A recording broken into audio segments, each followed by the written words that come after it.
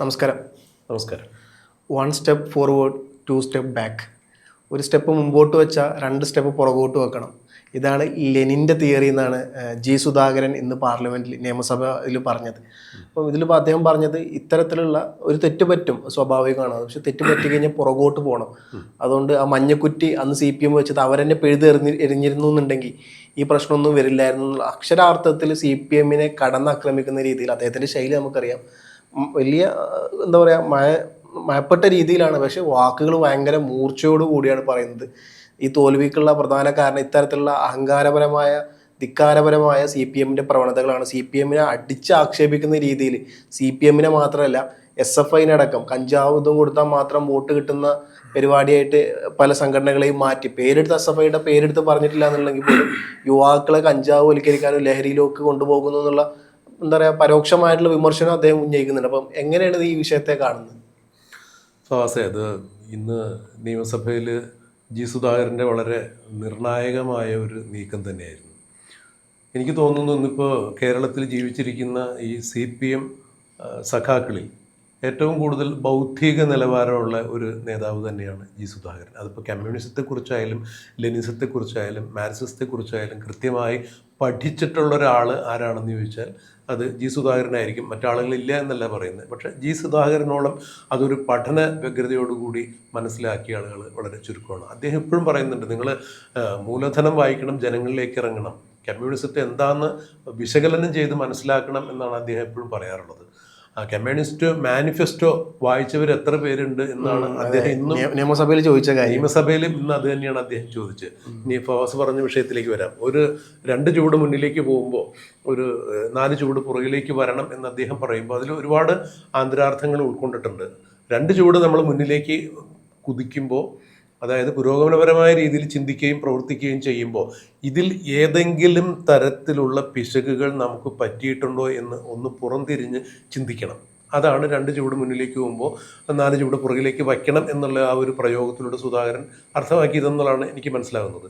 അങ്ങനെ 2 ചുവട് മുന്നിലേക്ക് വെച്ചപ്പോൾ ഒരു 4 ചുവട് പിന്നിലേക്ക് മാറി നിന്ന് ചിന്തിച്ചിരുന്നു എങ്കിൽ ഈ കേരയിൽ പോലുള്ള അശാസ്ത്രീയമായ പദ്ധതി കേരളത്തിൽ കൊണ്ടുവരില്ലായിരുന്നു. ആളുകളുടെ അടുക്കളയും കിടപ്പുമുറിയും എല്ലാം പൊളിച്ച് അത് 3 സെൻറ്റ് ഒരു പുരയിടത്തിലൊരു കൂര വെച്ച് കെട്ടിയ ആളുകളുടെ അടുക്കളയും അവരുടെ ബാത്റൂമും ഒക്കെ പൊളിച്ചിങ്ങനെ മഞ്ഞക്കുറ്റി നാട്ടി കേരളിന് വേണ്ടി ഒരു വികസന പ്രവർത്തനം CPM സർക്കാർ നടത്തില്ലായിരുന്നു, അല്ലെങ്കിൽ അതിന് തുനിയില്ലായിരുന്നു എന്നാണ് കെ സുധാകരൻ പറഞ്ഞത്. അന്ന് ഞാനും CPM ഭാഗം തന്നെയായിരുന്നു. പക്ഷെ ഒരു പ്രസ്ഥാനത്തിൻ്റെ ഭാഗമായി നിന്നുകൊണ്ട് അതിനു വേണ്ടി സംസാരിക്കുമ്പോൾ അതിൻ്റെ ഉൾപാർട്ടി ജനാധിപത്യം പുലരുന്നൊരു പാർട്ടിയാണ് CPM എന്ന് പറയുമ്പോൾ തീർച്ചയായും ഇന്നിപ്പോൾ നിയമസഭയിൽ ഇത്തരം കാര്യങ്ങൾ പറയുന്ന സുധാകരൻ തീർച്ചയായും അതിൻ്റെ ആന്തരിക ഘടകങ്ങളിൽ ഇത് സംസാരിച്ചിട്ടുണ്ടാകണം. എന്നാൽ വികസനത്തിലുപരി ആ വികസന പദ്ധതി നിലവിൽ വരുമ്പോൾ കിട്ടാവുന്ന ആ പദ്ധതി വിഹിതത്തിൻ്റെ കമ്മീഷൻ കണക്കിലെടുത്തുകൊണ്ട് അശാസ്ത്രീയമായ രീതിയിൽ ആണ് ഈ പദ്ധതി നടപ്പിലാക്കാൻ വേണ്ടി ശ്രമിച്ചത്. അതിന് എടുത്തു പറയാവുന്നൊരു കാര്യം, ഏറെക്കുറെ ഒരു ഇടതുപക്ഷ മനോഭാവമുള്ള ഇടത് മനസ്സുള്ള ഒരു സംഘടനയാണ് കേരളത്തിൽ പ്രവർത്തിക്കുന്ന ശാസ്ത്ര സാഹിത്യ പരിഷത്ത്. ഈ ശാസ്ത്ര സാഹിത്യ പരിഷത്ത് തന്നെ ഈ അശാസ്ത്രീയമായ കേരളത്തിൻ്റെ 2ആയി പകുത്തുകൊണ്ട് ഒരു മതിൽ പണിയുക, മതിലിന് മുകളിലൂടെ കേരയിൽ ഓടിപ്പോകുമ്പോൾ ഉണ്ടാകുന്ന പ്രളയം അടക്കമുള്ള ദുരന്തങ്ങളെ ചൂണ്ടിക്കാണിച്ചുകൊണ്ട് അവർ പറഞ്ഞിട്ടുണ്ടായിരുന്നത് കേരളത്തിൻ്റെ കാലാവസ്ഥയ്ക്കും ഭൂപ്രകൃതിക്കും പറ്റിയ ഒരു വികസന പ്രവൃത്തിയല്ല എന്ന് അവർ വരെ, ഇടത് മനസ്സുള്ള ശാസ്ത്ര സാഹിത്യ പരിഷത്ത് വരെ ചൂണ്ടിക്കാണിച്ചിട്ടുണ്ടായിരുന്നു. നോക്കണം, 2018 വെള്ളപ്പൊക്കം നമുക്ക് എല്ലാവർക്കും ഓർമ്മയുണ്ട്. അതായത് ക്രമാതീതമായി വൃഷ്ടിപ്രദേശത്ത് മഴ പെയ്തു, ഡാമുകൾ നിറഞ്ഞപ്പോൾ അത് തുറന്നു വിടാതെ പറ്റില്ല എന്നൊരവസ്ഥയിലേക്ക് വന്നപ്പോൾ ഏതാണ്ട് 40ഓളം ഡാമുകൾ ഒരുമിച്ച് തുറക്കേണ്ടതായിട്ട് വന്നു. അതാണ് കേരളത്തിൽ അത്ര രൂക്ഷമായൊരു വെള്ളപ്പൊക്കം ഉണ്ടായത് എന്നുള്ളതാണ് ശാസ്ത്ര നിരീക്ഷകർ ചൂണ്ടിക്കാണിച്ചത്. ഇപ്പോൾ കേരയിൽ പദ്ധതി വിഭാവനം ചെയ്തപ്പോൾ കേരളത്തെ 2ആയിട്ട് പകുത്ത് ഏതാണ്ട് 18 അടി പൊക്കത്തിൽ മതിൽ വരും. അതായത് കാസർഗോഡ് മുതൽ തിരുവനന്തപുരം വരെ കേരളത്തെ ഈ പശ്ചിമ ജർമ്മനി പൂർവ്വ ജർമ്മനി എന്ന് വിഭജിച്ചൊരു മതിൽ വന്നതുപോലെ അങ്ങനെ ആയിരിക്കും കേരളയിൽ വന്നാലുള്ള അവസ്ഥ എന്ന് ചൂണ്ടിക്കാണിക്കുമ്പോൾ ചെറിയൊരു മഴ പെയ്താൽ പോലും വെള്ളക്കെട്ട് വരുന്ന കേരളത്തിൻ്റെ ഈ ഭൂപ്രകൃതിയിൽ ഒരു കാരണവശാലും അത് അംഗീകരിക്കാൻ പറ്റിയതല്ല, അനുവദനീയമല്ല. കേരളം ഒരു പാഴ് ഭൂമിയായി പോകും, ചെളിക്കുണ്ടായി പോകും എന്നാണ് അവർ ചൂണ്ടിക്കാണിച്ചത്.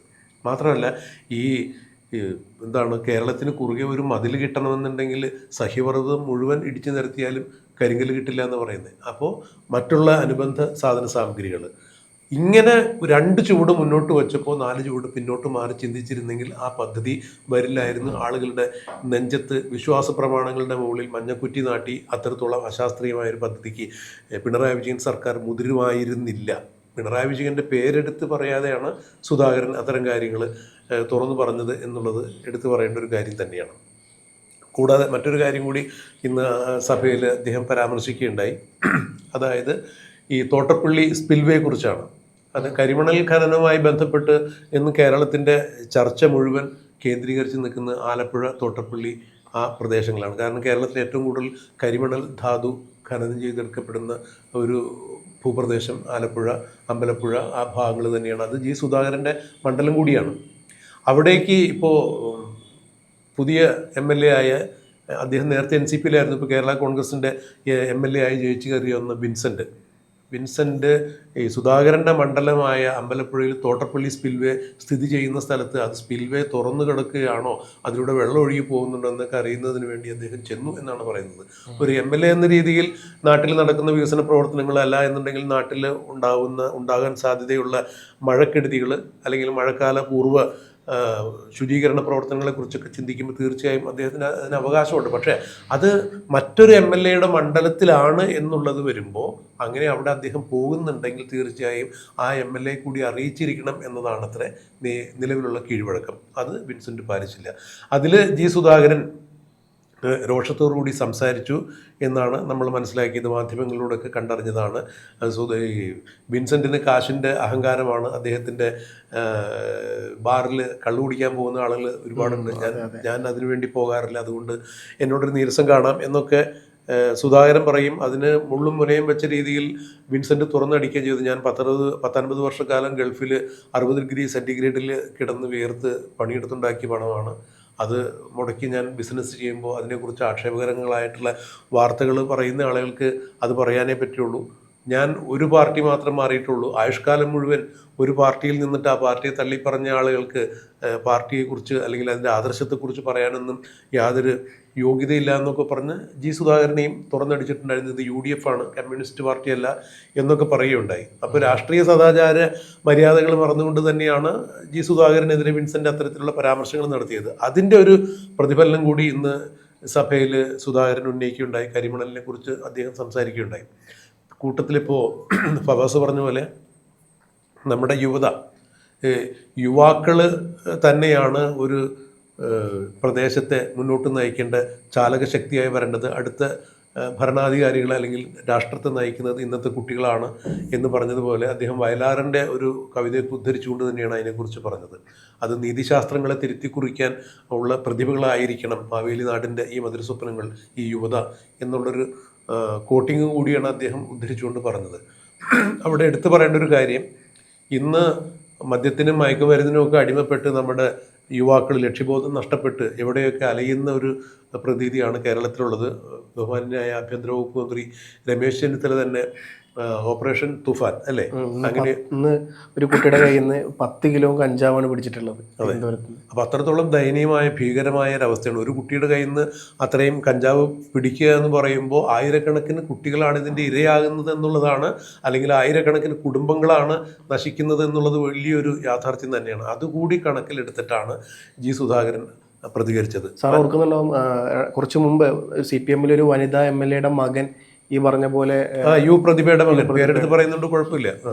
അപ്പം ഇത്തരത്തിൽ വലിയ അന്ന് ഈ പറഞ്ഞ പോലെ മയക്കുമരുന്ന് കേസിൽ പെടുന്നത് പിന്നീട് FIR എഴുതുമ്പോൾ മകനെ ഒഴിവാക്കിയിട്ടുള്ള കേസ് എടുക്കലെല്ലാം നമ്മൾ കണ്ടതല്ലേ. ആ സർക്കിൾ ഇൻസ്പെക്ടർ പിന്നീട് വേറൊരു സ്ഥലത്തേക്ക് സ്ഥലം മാറ്റുകയൊക്കെ ഉണ്ടായി. എന്തായാലും ഇതിനെതിരെ ശക്തമായ ഒരു നിലപാടുകൾ സ്വീകരിക്കാനാവണം സർക്കാരിന്.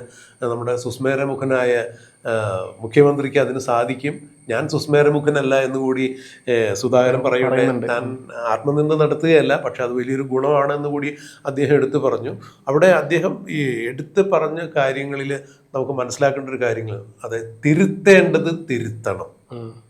കഴിഞ്ഞ കാലങ്ങളിൽ, അതായത് അച്യുതമേനോൻ്റെയും EK നായനാരുടെയും VS അച്യുതാനന്ദൻ്റെയും എല്ലാം ഭരണ നേട്ടങ്ങൾ ഉയർത്തിപ്പിടിച്ചുകൊണ്ട് ജി സുധാകരൻ നിയമസഭയിൽ സംസാരിക്കുമ്പോൾ കമ്മ്യൂണിസത്തിൻ്റെയും ലെനിനിസത്തിൻ്റെയും മാർക്സിസത്തിൻ്റെയും എല്ലാം പ്രത്യേകതകൾക്ക് അദ്ദേഹം പ്രാധാന്യം കൊടുത്തിട്ടുണ്ടായിരുന്നു. ഒപ്പം ഒരു കാര്യം അദ്ദേഹം അവിടെ മനഃപൂർവ്വം വിസ്മരിക്കുകയുണ്ടായി. അത് ഫവാസ് ശ്രദ്ധിച്ചിട്ടുണ്ടാവും എന്നാണ് ഞാൻ മനസ്സിലാക്കുന്നത്. അതായത് കേരളത്തിൻ്റെ 2 തവണ കേരളം ഭരിച്ച അച്യുതാനന്ദനെയും അച്യുതമേനോനെയും BS അച്യുതാനന്ദനെയും EK നായനാരെയെല്ലാം അനുസ്മരിക്കുന്ന കൂട്ടത്തിൽ ഈ കഴിഞ്ഞ മന്ത്രിസഭ ലീഡ് ചെയ്ത മുഖ്യമന്ത്രിയായിരുന്ന പിണറായി വിജയൻ്റെ വാക്കുപോലും ജി സുധാകരൻ തൻ്റെ പ്രസംഗത്തിൽ ഉൾപ്പെടുത്തിയില്ല എന്നുള്ളതും എടുത്തു പറയേണ്ട വസ്തുത തന്നെയാണ്. അതായത് EK നായനാരുടെയും അച്യുതാനന്ദൻ്റെയും അച്യുതമേനൻ്റെയും എല്ലാം ഭരണകാലത്തുണ്ടായ നേട്ടങ്ങളെക്കുറിച്ച് പറയുമ്പോൾ പിണറായി വിജയൻ്റെ ഭരണകാലത്തുണ്ടായ കോട്ടങ്ങളെക്കുറിച്ചാണ് ജി സുധാകരൻ എടുത്തു പറഞ്ഞത്, മഞ്ഞക്കുറ്റി നാട്ടിയ കാര്യം. അപ്പം ജനങ്ങളുടെ നെഞ്ചിൽ ഒരു മഞ്ഞക്കുറ്റി അല്ല എന്നുണ്ടെങ്കിൽ അവർക്ക് താങ്ങാൻ പറ്റാത്ത രീതിയിലുള്ള എന്തെങ്കിലും വിഷയങ്ങളൊക്കെ കൊണ്ടുവന്ന് കരിങ്കല്ല് പോലുള്ള എന്തെങ്കിലും കെട്ടിത്താത്തി വെച്ചിട്ട് അവരെ ശ്വാസം മുട്ടിച്ചുകൊണ്ടുള്ള വികസന പദ്ധതികൾ കേരളത്തിൽ പ്രാവർത്തികമല്ല. മാറി വന്നിരിക്കുന്ന പുതിയ സർക്കാരിന് കേരളത്തെ നല്ല ദിശാബോധത്തോടു കൂടി ഇച്ഛാശക്തിയോടുകൂടി നയിക്കാൻ സാധിക്കണം. ഒപ്പം UDFനെ തല്ലിയും തലോടിയും ഒക്കെ ആയിരുന്നു ജി സുധാകരൻ്റെ സഭയിലെ ഈ കന്നിപ്രസംഗം എന്ന് വേണം മനസ്സിലാക്കാൻ. എന്തായാലും ഇക്കാര്യത്തിൽ ഇനി ഏതു തരത്തിലുള്ള നടപടിക്രമങ്ങളാണ് ഇനി വിൻസെന്റിന്റെ ഭാഗത്തു നിന്നൊക്കെ ഉണ്ടാവുക എന്നുള്ളത് നമുക്ക് കാത്തിരുന്ന് കണ്ടറിയേണ്ടിയിരിക്കുന്നു. ഈ കരിമണൽ ഖനനത്തിൽ ഇപ്പോൾ അദ്ദേഹം നിയമസഭയിൽ പറഞ്ഞ മറ്റൊരു കാര്യം, കഴിഞ്ഞ 15 വർഷമായിട്ട് ഈ കരിമണലിൽ ബന്ധപ്പെട്ട കാര്യങ്ങൾ മൊത്തം കേസും അന്വേഷിക്കണമെന്നും അതിൽ ആരൊക്കെ ഏതൊക്കെ പാർട്ടിക്കാർ, അത് ഏത് പാർട്ടി അതേ പേരെടുത്ത് പറഞ്ഞിട്ടില്ല, പക്ഷേ ഈ പറഞ്ഞ പോലെ ഒരുപാട് നേതാക്കന്മാർ പൈസ കൈപ്പറ്റിയിട്ടുണ്ട് എന്നുള്ളതും അവരൊക്കെ പേരിൽ കേസ് വേണമെന്നുള്ളതും ഇതിന് കൃത്യമായിട്ടുള്ള അന്വേഷണം നടത്തണമെന്ന് അദ്ദേഹം പറയുമ്പോൾ സഭയിൽ എല്ലാവരും കൈകൊട്ടുന്നുണ്ട്. അപ്പോൾ അദ്ദേഹം പറയുന്നുണ്ട്, ഞാൻ അത് കൈകൊട്ടാൻ വേണ്ടി പറയണമെന്നല്ല, നിങ്ങൾ ആരെ കൈയടി എനിക്ക് വേണ്ടേനും. അപ്പം അത്തരത്തിൽ എന്താ പറയുക, ഒരു പച്ചയായ മനുഷ്യൻ പറയുന്ന പോലെ ഞാൻ നിങ്ങൾ കയ്യടിക്ക് വേണ്ടിയിട്ട് പറയുന്ന കാര്യമൊന്നുമല്ല, ഇത് അന്വേഷിക്കേണ്ട കാര്യമാണ്. അപ്പോൾ ഞാൻ അതിന് വേണ്ടിയിട്ട് ഈ സാധനം പറയുന്നത്. ഇത്തരത്തിൽ VD സതീശനെ പുകഴ്ത്തുന്നുണ്ട്. VD സതീശനെ പറഞ്ഞ പോലെ നല്ല രീതിയിൽ അദ്ദേഹം പുകഴ്ത്തി പറയുന്നുണ്ട്. മറുവശത്ത് പിണറായി വിജയൻ്റെ പേര് പോലും പരാമർശിക്കുന്നില്ല. പക്ഷെ ഇൻഡയറക്ട്ലി, നേരിട്ടല്ലെങ്കിലും പരോക്ഷമായിട്ട് പിണറായി വിജയൻ മഞ്ഞക്കുറ്റിയിലൂടെ മറ്റ് എന്താ പറയുക തന്നെയാണ് ഫവാസ് പറഞ്ഞതാണ് അതിൻ്റെ കാര്യം. കാരണം കരിമണൽ ഈ ഖനനമായിട്ട് ബന്ധപ്പെട്ട കാര്യത്തിലും മഞ്ഞക്കുറ്റി നാട്ടിയ കാര്യത്തിനുമെല്ലാം ഇൻഡയറക്റ്റായിട്ട് പിണറായി വിജയൻ അടിക്കുന്ന രീതി തന്നെയാണ് ജി സുധാകരൻ കൈക്കൊണ്ടത്.